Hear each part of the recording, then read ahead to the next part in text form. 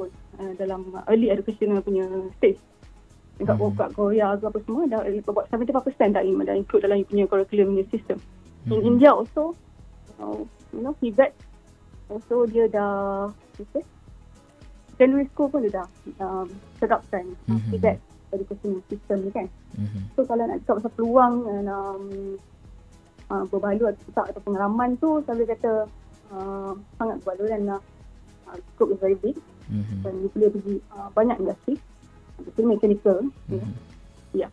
Okey, kalau kita nak imbas kembali lah, mungkin dari zaman sekolah menengah dulu, Cik Raihana ni memang minat dalam bidang mechanical atau kejuruteraan sendiri, ataupun memang macam masuk secara bidang terjun saja dalam bidang ini? Okey, saya memang nak jadi seorang jurutera daripada kecil lagi sebenarnya. Tapi saya dapati benda ni sangat dimonopoli oleh lelaki. So benda ni bila kita minoriti, opportunity is there, Yeah. So, bila kita dalam golongan minoriti, opportunity tu ada. Kita boleh compete actually, and kita boleh shine actually because the spotlight is there. Yeah. We only have girls in them, so the only one woman that actually boleh, you can prove to them that you can able to technically sound good and tunjukkan you technical capability you tinggi. I rasa tak ada masalah pun sebenarnya. So dari segi kalau nak kata saya minat atau tak tu, memang saya minat. Tapi kalau dari segi imbas balik pada masa zaman sekolah dulu, kecenderungan tu ataupun pendedahan tu tak terlalu banyak, tak terlalu mendalam. Yeah. So kat sekolah menengah kita cuma ada, kalau you tak pergi ke sekolah teknik ataupun vocational, kalau you pergi ke sekolah kebahasaan ni, hal yang biasa. You cuma ada lukisan kejuruteraan. That's the only choice you have. So, I pun terpilih dah ni, sains kejuruteraan, dan saya ada LK dekat situ. So, daripada situ, saya ada develop to choose engineering line all the way lah. Jadi memang Cik Raihana ni memang minat lah bidang kejuruteraan dari zaman sekolah lagi, di bangku sekolah lagi. Dan kita lihat memang Cik Raihana sudah pun membuktikan yang wanita ini boleh juga untuk menceburi bidang kejuruteraan. Tapi kalau kita nak tengok, kalau nak tanyalah Cik Raihana, waktu dekat IKM dulu memang dalam kos Cik Raihana semua lelaki ataupun ada juga wanita? I would say 30% perempuan, 70% lelaki lah. Dalam kelas tu mungkin kita ada dalam 30 orang lelaki, ada dalam 10 orang perempuan. Macam tak banyak lah. Tak ramai pun sebenarnya. Tapi masih lagi lah dipelopori oleh lelaki, tapi ada jugalah wanita dalam bidang mechanical pembuatan ketika itu ya Cik Raihana? Ada, tapi tak banyak.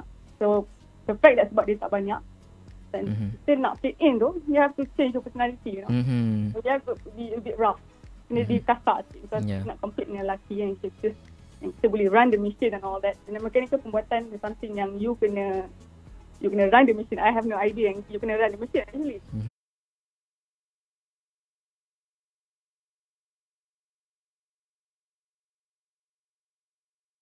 I thought macam mechanical biasa je, actually you kena buat benda tu and smart.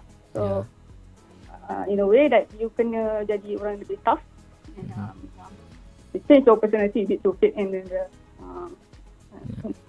lelaki lah. You need to prove yourself lah. Walaupun Cik Raihana seorang wanita, ada juga kawan-kawan wanita tu kena buktikan jugalah wanita dalam kelas tu pun boleh juga buat benda-benda menggunakan mesin itu sebenarnya. Okey, Cik Raihana, kalau nak tengok dulu waktu zaman sekolah dulu, macam mana Cik Raihana boleh tahu mengenai bidang TVET ini? Mana dapat informasi IKM dan MARA ini? Kalau cakap pasal TVET tu, the terms of TVET tu I macam tak familiar sebenarnya. Tapi bila I baru tahu sebab I Google, so TVET is actually technical and vocational. So I tahu pas pada sekolah menengah lah. Sekolah menengah saya dah tahu kita ada sekolah teknik, kita ada sekolah vocational. So benda ni sebenarnya daripada awal lagi dia dah letakkan sebagai, it's like a second option, it's macam satu trend mana kalau you tak ada doing so well dengan you punya education, you akan pilih vocational. In fact, benda ni patutnya kita tak perlu tak perlu fit kan daripada awal lagi, sebab bukan satu second option, it's a choice yang you pilih sebab you minat. So lebih tu mindset tu we have to change. So saya tahu daripada sekolah, tapi pendedahan tu tidak terlalu mendalam. Tidak mendalam. Jadi you recover yourself lah, Cik Raihana yang cari sendiri maklumat mengenai bidang TVET ni untuk melanjutkan pengajian di universiti. Kalau dilihat kalau di Institut Kemahiran MARA Kuala Lumpur, adakah itu pilihan Cik Raihana sendiri ataupun memang ditetapkan oleh MARA? Pada ketika itu like 20 years back. Masa tu kita tak ada, masa tu ada Nokia series 10 kan, kita ada macam smartphone macam ni. Mungkin kita ada information tu tapi dia tak exposure tu tak terlalu besar. Maknanya kita tak dapat informasi tu.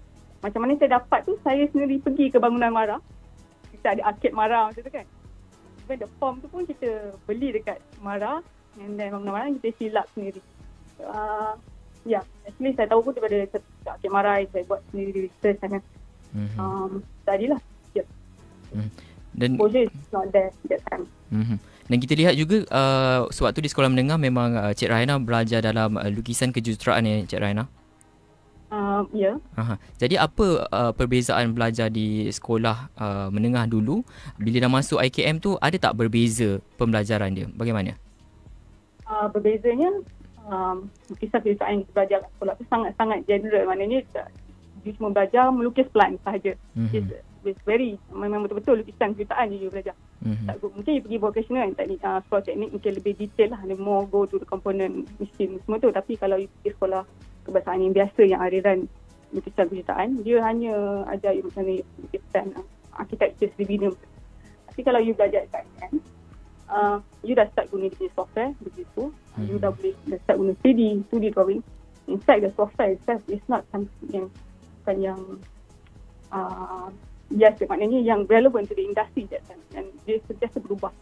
So perbezaan ni yang paling ketara ialah you belajar hands on benda tu sendiri. You pun belajar theoretical, you belajar mechanical theoretical, you belajar dynamic, thermodynamic, all the mechanical punya principle. At the same time you also belajar di kemahiran, and at the same time you also belajar the software yang ada dekat pasaran sekarang, in the market, in the industry.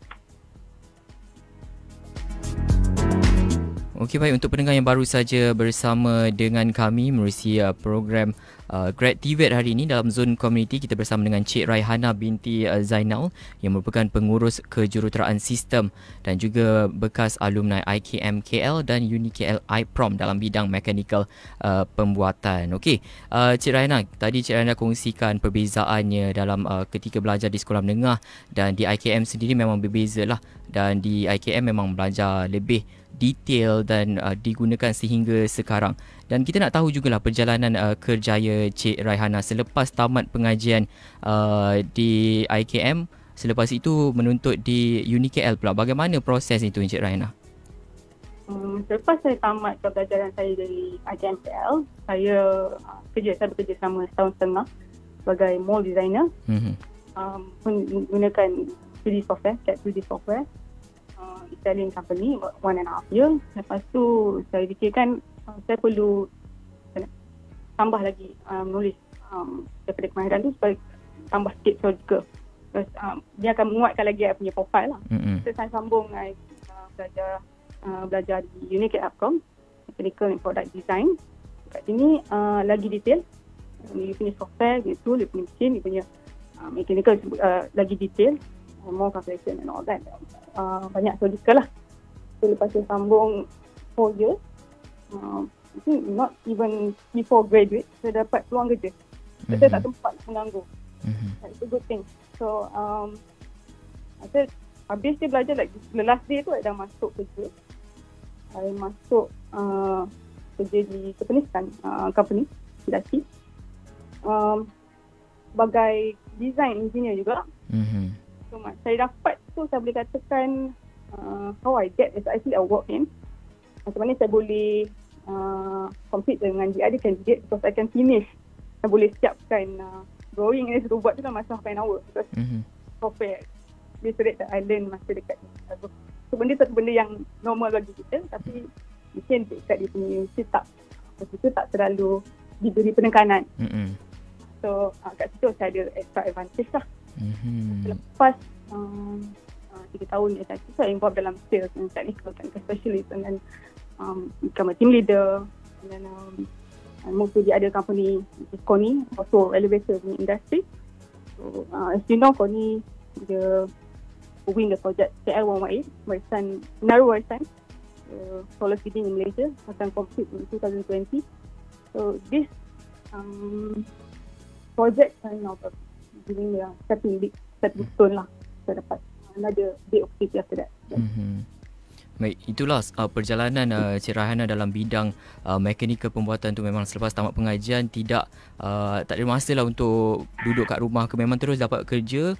Lepas tu sehinggalah di posisi Cik Raihana sekarang. Dan kita juga difahamkan Cik Raihana pernah dihantar ke luar negara untuk meningkatkan lagi kemahiran oleh pihak syarikat. Mungkin Cik Raihana boleh kongsikan kepada pendengar pengalaman di sana. Okay, lepas 3 tahun lepas tu saya dapat posisi bekerja di Hong Kong selama lebih kurang 2 tahun masa tu. Great opportunity because Hong Kong dia ni satu country yang fast pace. Dia semua benda pun laju. So dia banyak bangunan tinggi. So kalau you nak belajar pasal elevator teknologi is here because all what we have tallest building kat sana kan. So punya fast pace. So you nak keep up dengan culture kat sana, dengan environment, working conditions dengan culture, dengan kerja-kerja kat situ pun is communication barrier and all that. So something yang is a great opportunity like, because I can succeed like 2 years. So I get an award juga. Dia dapat award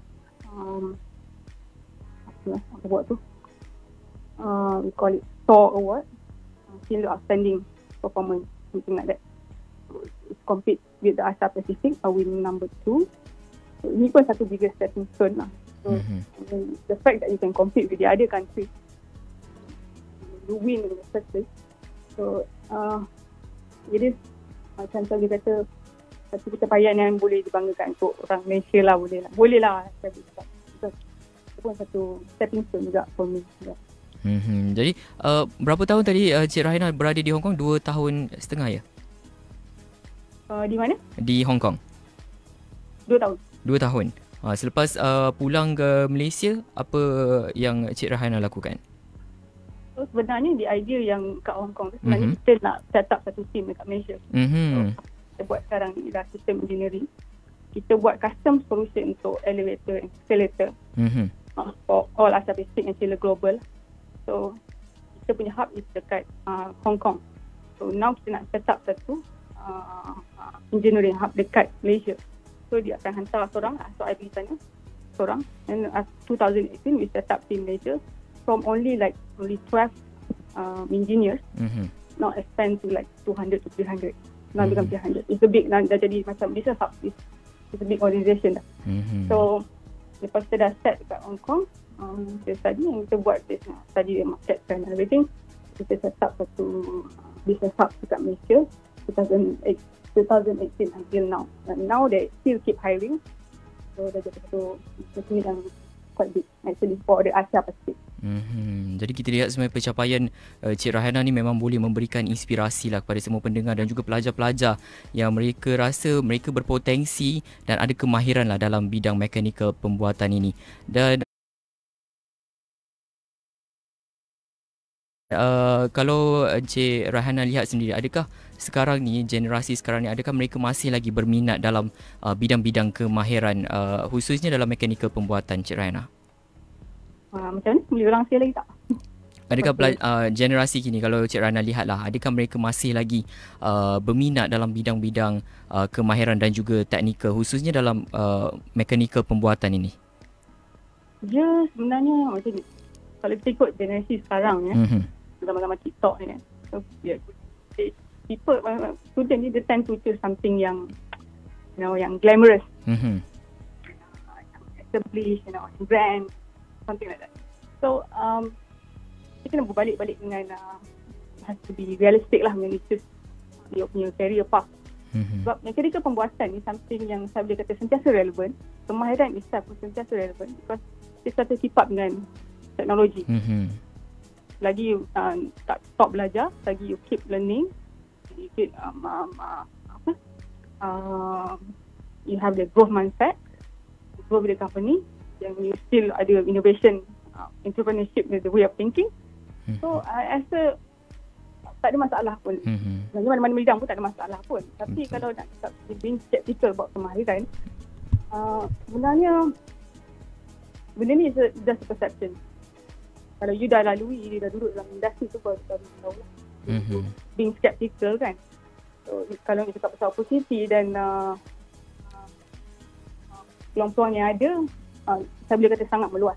Di aerospace, dia boleh pergi dia boleh pergi automotive, dia boleh pergi manufacturing, dia boleh pergi construction, dia boleh pergi civil, dia boleh pergi, and then breakdown lagi. The scope is very big. Inside tu dia ada design engineer, R&D engineer, technical commissioning, installation engineer, product manager. It's a lot of things. Banyak potential. It's very big. It's up to you lah macam mana you nak accelerate you punya career. Itu banyaklah sebenarnya peluang untuk mereka pergi lebih jauh lah dalam bidang kemahiran ni. Kita lihat lagi-lagi mereka yang berada dalam generasi macam Cik Raihana kata tadi, generasi TikTok ya, mereka tend to choose something lebih glamorous. Sebenarnya dalam bidang kemahiran ini boleh bawa mereka lebih jauh. Dan kita, Cik Raihana pun sudah membuktikan, dan kita harap mereka sedarlah lepas ni bahawa kemahiran ini boleh menjadi satu aliran pendidikan juga untuk mereka. Dan kita nak tanya jugalah Cik Raihana, sedikitlah perancangan dalam tempoh 5 tahun akan datang. Mungkin ada nak buat kerjasama ke, ataupun nak berkongsi tentang perjalanan kerjaya Cik Raihana kepada pelajar-pelajar MARA ini? Kalau diberi peluang, saya rasa benda itu tak ada satu masalah sebenarnya. Jadi, boleh berkongsi. Tapi nak kata saya macam hebat dengan tu tak biasa sebenarnya. Tapi kalau di ruang, kalau adik, sebab saya berada di situasi masa saya belajar tu habis camp, tak ada siapa pun yang guide saya masa tu. So saya dapat rasakan banyak student-student kat luar sana pun need guidance. Dia nak satu panduan. Okey. Mungkin sebelum kita berakhirlah, sedikitlah nasihat kepada pelajar-pelajar mungkin yang nak ambil duduk ke SPM ni, tak tahu hala tuju mereka selepas ini. Mungkin Cik Raihana ajak mereka bahawa bidang TVET ini adalah salah satu cabang yang mereka boleh pergi. Nak ajaklah nasihat kepada mereka, Cik Raihana. Okey. Saya boleh nasihatkan, kita ada banyak choice luar sana.